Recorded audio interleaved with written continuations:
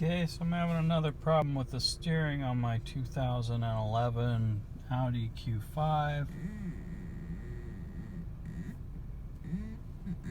This time it just makes a horrible noise anytime you turn the wheel.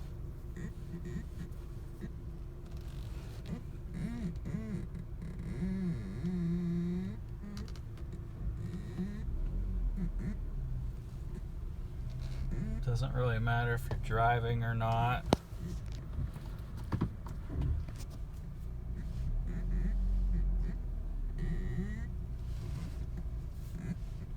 Feels tight, kinda.